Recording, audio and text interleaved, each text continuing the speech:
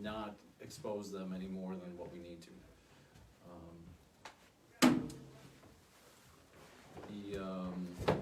You know, at some point, we have really started to run low on things like disinfectant wipes, hand sanitizer, and spray. So we certainly welcome any donations. If anyone has that, we could really use some. And that's it for me. Thank you, Chief French. Some people are stating they're having trouble hearing us. Again, if for some reason you're not able to hear us, you can go to henniker.org and you'll be able to live stream this as well through Town Hall Streams. There is a microphone there.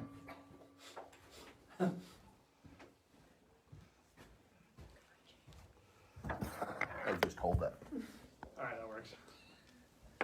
There is a microphone available with Town Hall Streams so that you'll hopefully be able to hear it a little bit better as well. We're still trying to figure out this whole Facebook Live piece. So hopefully we'll get that figured out. So thank you, Chief French. If I can join Rescue Chief Greg O'Coin up here.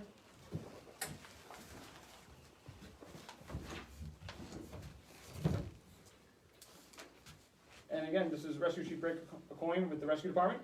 Good morning. Thank you for joining us this morning. I'm glad that Joe was able to put this together so we can get out a little bit of information about some of the things we're doing within the departments to help prepare and be prepared to help anybody that requests assistance. At the Rescue Squad, we're continuing to do things as normal. We have taken a lot of ration on our supplies and medical supplies and our safety measures with masks and things like that. I just want to assure people that we are fully staffed and we're ready to respond to any medical calls as normal. We are taking some different procedures. We work closely with our dispatch and they're able to notify us if people are calling in having issues or symptoms that might be related to like illness, could be possibly be the coronavirus or other flu-like symptoms. I just want to advise people that if we go to calls or respond to things where people might be feeling sick or have symptoms, flu-like symptoms, you might see us in more PPE or protective equipment, wearing masks and other things like that. And don't be alarmed.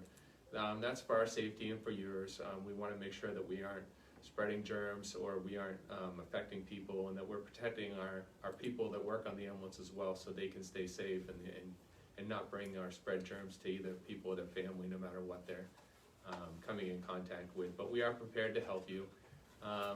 You might also see some modified procedures. Typically on medical calls, we'll go into your house and assist you with multiple people. But until we assess the situation, you might only see one provider to come in at a time to talk with you and to see what we can do to meet your needs. We work closely with the Concord Hospital and other surrounding hospitals to provide you with services to bring you there, and they're prepared also to deal with these issues as well. So I just want to assure people that. We are very conscious at the department. Jim will mention in a few minutes that we're taking every procedure possible to keep our equipment clean. We are disinfecting and cleaning things on a daily basis. The department is mostly closed to visitors at this time. If you have a question or concern, you're more than welcome to call. We are able to assist you. If you had a medical problem and you had to come there, that's fine. We would come out and meet you in your vehicle or come out and help you.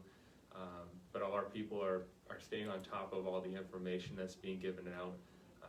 I also recommend, if you have questions, to either follow the town website. Joe's put out a lot of good information, referring people to websites like the CDC and the government and things like that that have a lot of good, helpful information on proper cleaning procedures for your own house, or all the good procedures to follow for your family to stay safe and healthy, and that's what we want most during this time.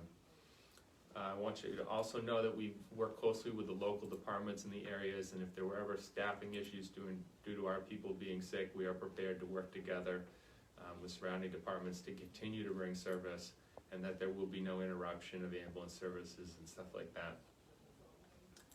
I hope that some of this information is healthy.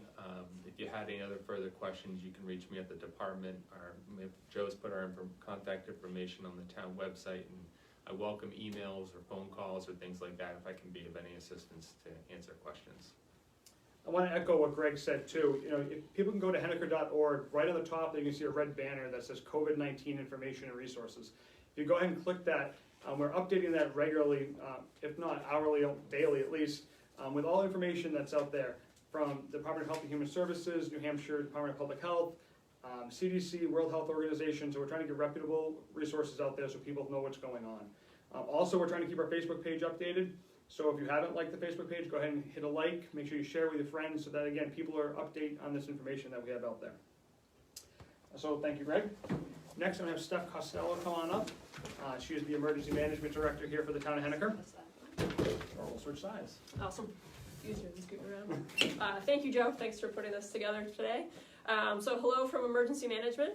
We've been closely monitoring this COVID-19 situation and the response. We are keeping in constant communication with other town departments, as you can see here. As always, our community has come together to support another during this pandemic while maintaining our social distancing.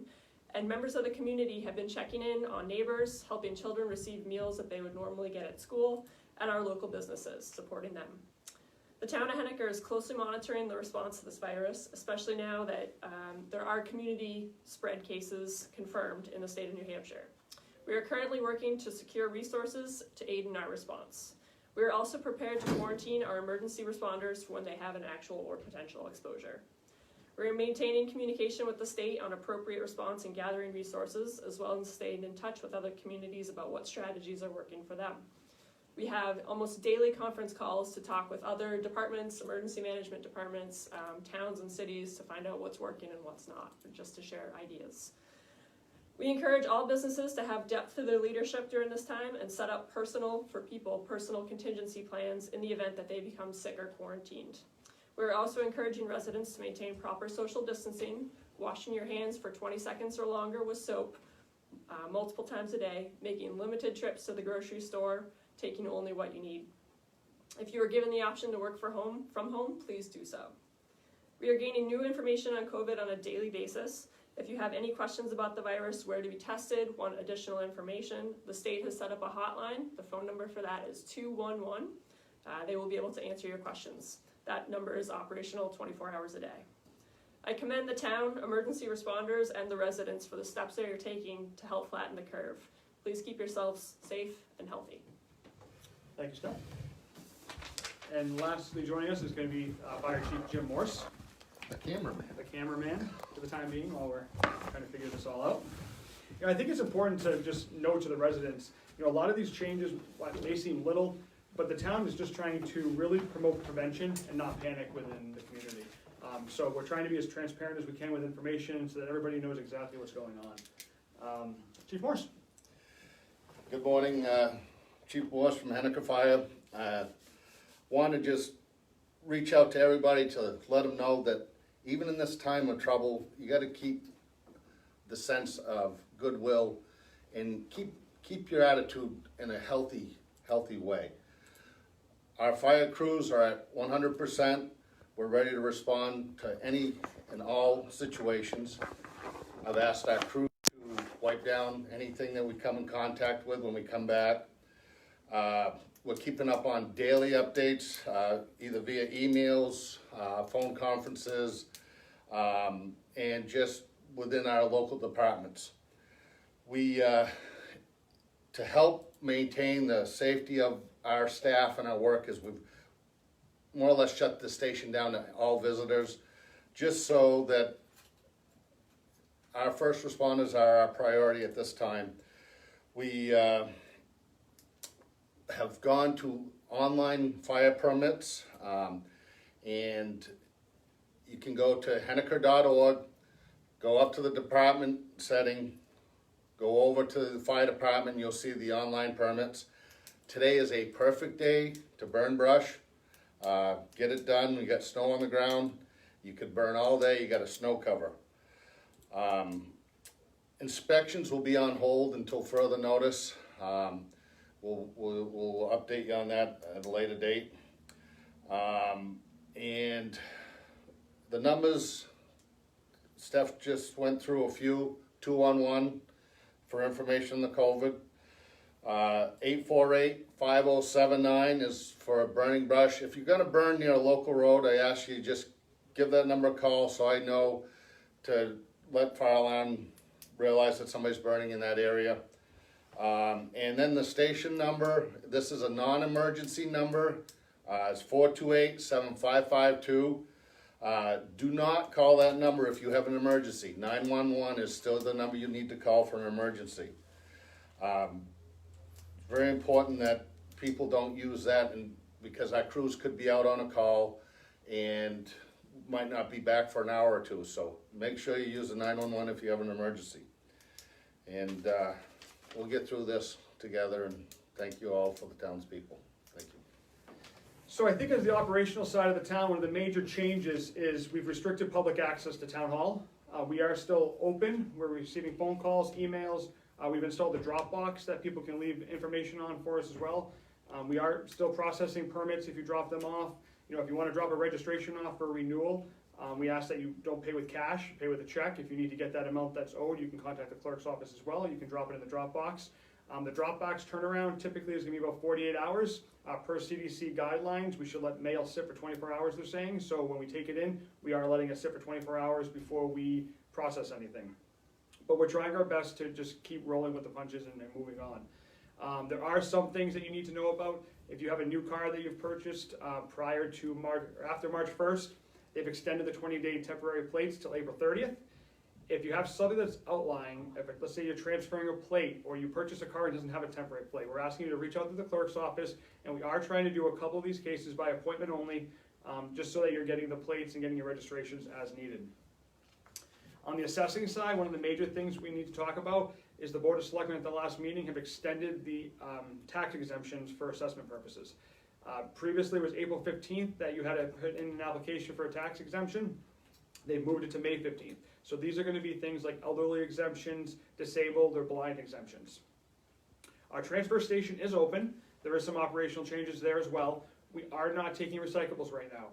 Everything is just going into the general hopper and is being treated as general trash for the time being. Before this, our transfer station attendants would actually go in and sort manually all these plastics and cardboards that are coming in. We're not having them do that right now. If recycling is a concern to you, feel free to hold them, and when this gets past us and we start taking recyclables again, we'll gladly take them all. So again, you know, this situation is fluid and is ever changing.